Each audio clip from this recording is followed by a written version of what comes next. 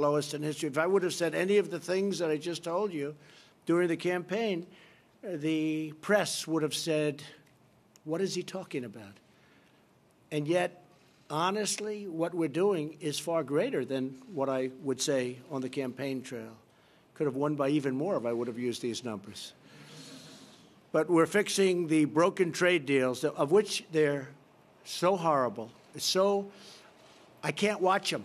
It'd be so easy for me not to do anything, like every other president for many years. Just don't do it. We're doing great. They're so one-sided and such an embarrassment, and they're getting fixed very easily because we're the piggy bank that everybody wants to rob, both our friends and our enemies. And frankly, our friends, in many ways, certainly in terms of trade, have been more devastating than our enemies. The deals are just horrendous. We had nobody watching. We had nobody looking. And we're talking about trillions of dollars, not billions. We're talking about trillions of dollars. So we want to make fair deals, but we want those deals to be reciprocal. The key word is reciprocal. We have countries that are friends. They have tremendous trade surpluses, and they have barriers that our farmers can't deal in that country. And yet they'll send us millions of cars and make a fortune. European Union. We love the European Union. They make $151 billion a year. $151 billion. There's no company like that.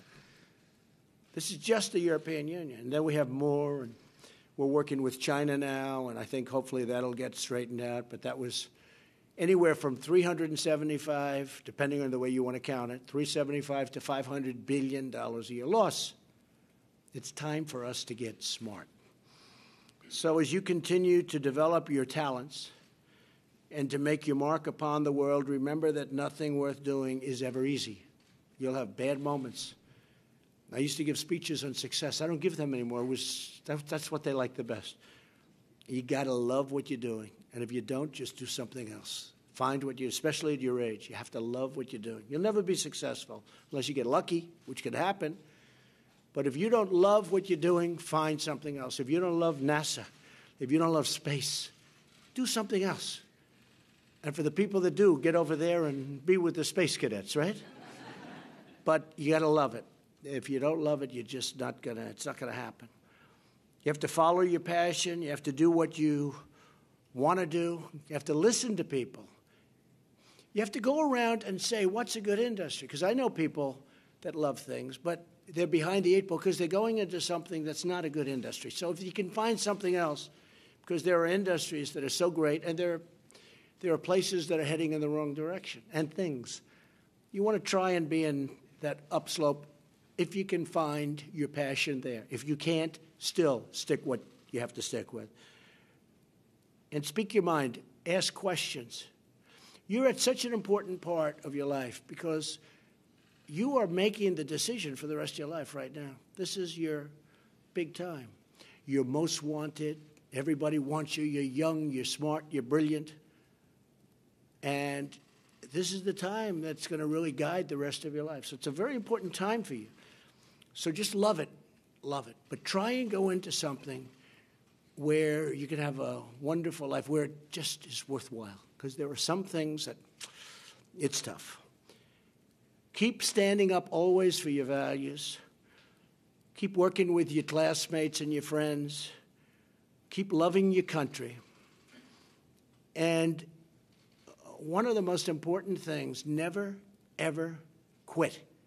Never quit. You know, I went to a great school. I went to the Wharton School of Finance. And in that school, I met a lot of people heading industry today and over the past, very smart people. But I've watched some of the people grow. I've watched some of the most incredible, brilliant students. And they didn't make it like other people made it because they didn't have that drive. They didn't have that never give up ability. I don't know if it's an ability or if you have it. Just, you can't quit. And I've seen people quitting. And if they would have held out longer, they would have been successful. I've seen it so much. I've seen some of the most brilliant people in the world that never made it because they were quitters. They were just quitters. They would quit. They just couldn't take it. They couldn't whatever. One of the things about loving what you do is that it's not work, and therefore you don't quit automatically. It's a lot easier not to quit. But you can never give up. Now, you have to also have flexibility, though. You can't necessarily say, I'm never giving up, and you got to be able to weave and bob. You don't have to go through a concrete wall when you can go over it or around it or under it or something. You have to have flexibility. You have to always be able to change course a little bit, maybe always with that same goal, but don't quit. There aren't a lot of people that have quit. If you were quitters, you probably wouldn't be here today with me, okay? You probably wouldn't be here. But never, ever quit. So I want to thank you all for coming. This is an honor to be with you. You are the future. You're the future of our country. You're the future of the world in many respects. We have a great country.